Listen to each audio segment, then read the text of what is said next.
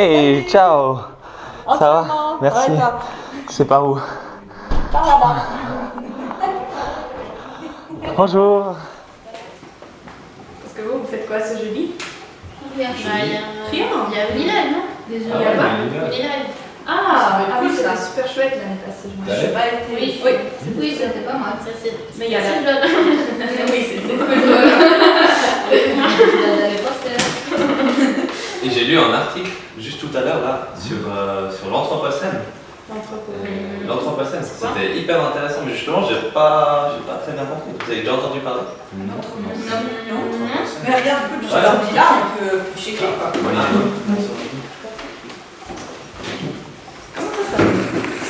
Comment ça dit?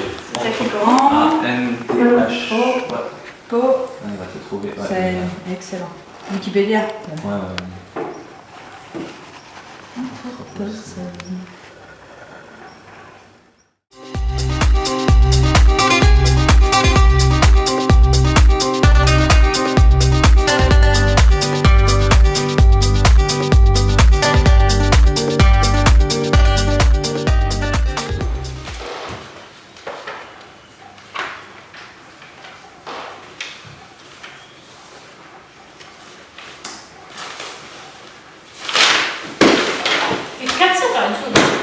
Maman, je comprends rien. Bah, on a qu'à aller demander à quelqu'un en fait. Ça fait tellement longtemps qu'on bosse dessus. Ah oui, ça des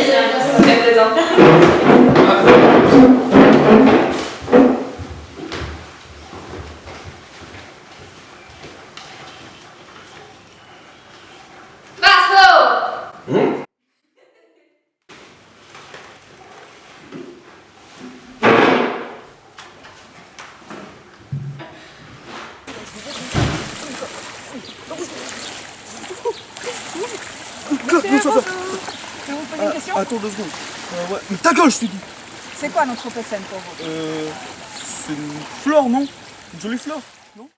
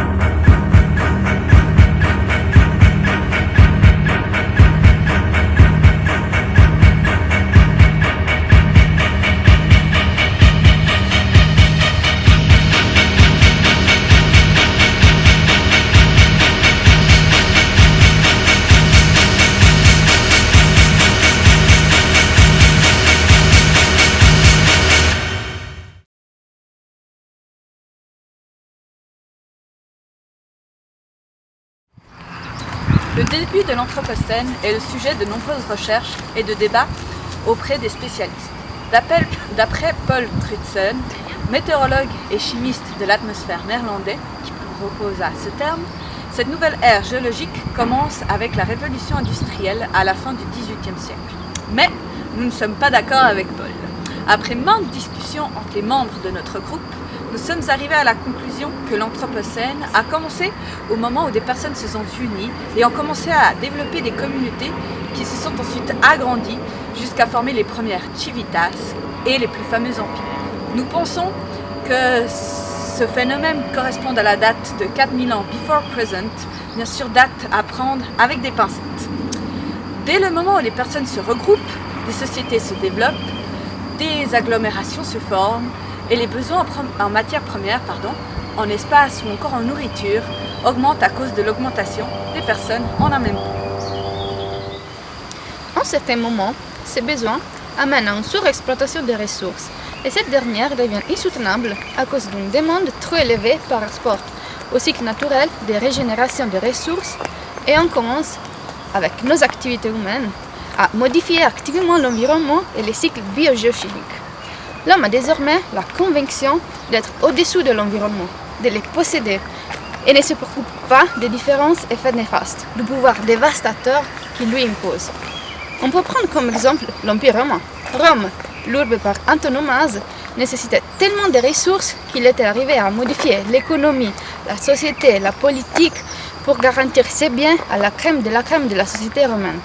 Tout ça a causé justement la surexploitation des ressources avec les premières manifestations d'érosion. Comme vous avez pu le constater, déterminer une date pour donner un début à l'Anthropocène n'est pas chose aisée. Bien que ce soit nécessaire pour inscrire cette époque géologique dans l'échelle temporelle de notre planète. Nous avons décidé dans cette vidéo de nous focaliser sur les impacts de l'Anthropocène, laissant le soin aux autres de déblatérer sur ce débat. En effet, ce débat est à l'heure actuelle virulent entre les différents acteurs y prenant part. Mais ce débat a-t-il vraiment lieu d'être dans un monde où l'Anthropocène a pris une ampleur sans précédent, laissant de marbre la plupart des scientifiques des siècles passés qui ont tenté d'imaginer à quoi ressemblerait le monde au jour d'aujourd'hui.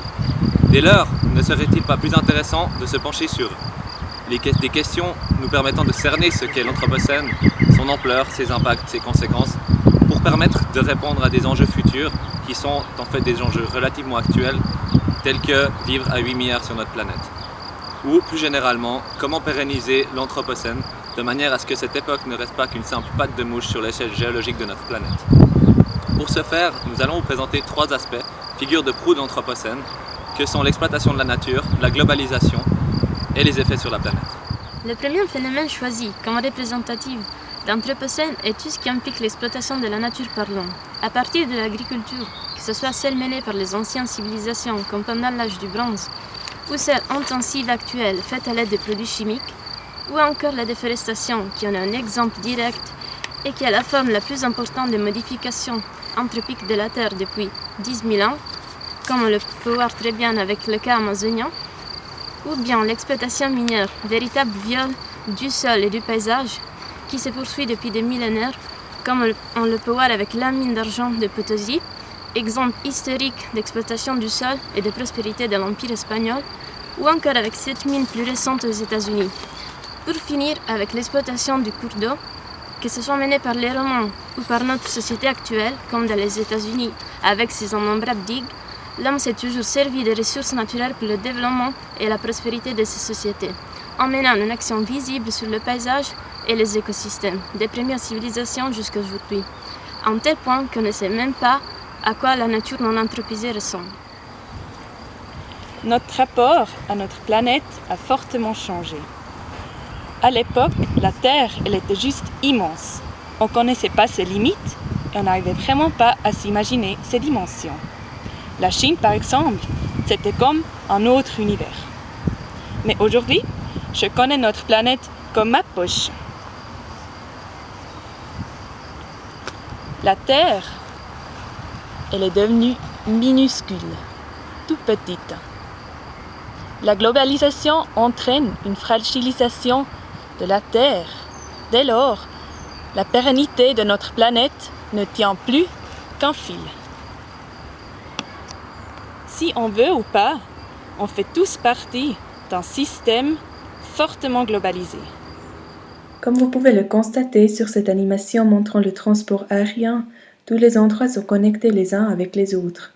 La Chine, par exemple, qui était un autre univers à l'époque, est devenue un de nos principaux livreurs pour satisfaire nos besoins. La globalisation dirige les processus mondiaux et elle les accélère. Abstraitement parlant, la globalisation est le catalyseur de l'exploitation de la nature. Un commerce à l'échelle mondiale permet une consommation énorme, ce qui augmente la demande en matières premières. Un monde connecté engendre un système de transport gigantesque.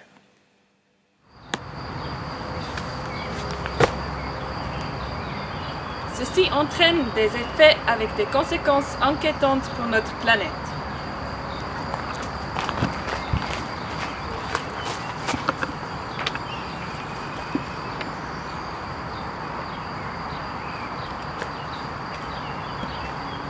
Les effets de l'Anthropocène sur notre planète sont plusieurs. Certains facilement visibles à l'œil nu, pendant que d'autres sont moins évidents, mais non moins importants. L'exploitation des ressources naturelles a façonné la Terre à travers la déforestation, l'endiguement des rivières, l'extraction minière, l'agriculture intensive, l'extension des zones bâties et des voies de communication. Nombreux écosystèmes naturels ont été ainsi détruits en faveur de milieux fortement anthropisés. La biodiversité est en train de diminuer à un niveau tel que l'on parle d'une 6e extinction de masse. Les cycles géochimiques de plusieurs éléments ont été fortement modifiés par les activités humaines. L'érosion des sols a augmenté, le changement de la chimie de l'atmosphère a induit un réchauffement climatique global, les océans se sont acidifiés et de nombreuses autres formes de pollution sont apparues pendant les derniers siècles. Comme l'ont annoncé les scientifiques Roger Revel et Hans Suess en 1957 déjà, les humains sont maintenant en train de conduire une expérience géophysique à large échelle. Seulement, nous sommes arrivés à un stade où l'humanité va devoir s'engager dans une voie plus respectueuse vis-à-vis de son environnement ou accepter d'en subir les conséquences. Or, ces conséquences pourraient être dramatiques, comme l'illustre l'exemple de la hausse du niveau des océans menaçant les populations côtières. L'Anthropocène est aujourd'hui considéré comme un terme à la connotation péjorative, mettant en lumière le début de la mécanisation, de l'instrumentalisation de l'homme sur la nature. Cependant, il ne tient qu'à nous de renverser cette situation, non pas de manière abrupte et violente, mais par une période transitoire, où l'humain va devoir remettre en question bon nombre d'acquis qui nous paraissent aujourd'hui encore aller de soi. À l'heure de l'Anthropocène, nous ne savons pas vraiment où nous allons. Il est dès lors urgent d'agir pour ne pas avoir à prendre un virage à 180 degrés lorsque nous devrons subir les conséquences de nos modes de vie actuels. La route sera longue et semée d'embûches, alternant entre des zones d'ombre et de lumière. Mais l'homme a les outils pour faire face et se doit d'agir. Pour lui, pour sa descendance et pour notre planète, sur laquelle nous ne sommes au fond que des invités.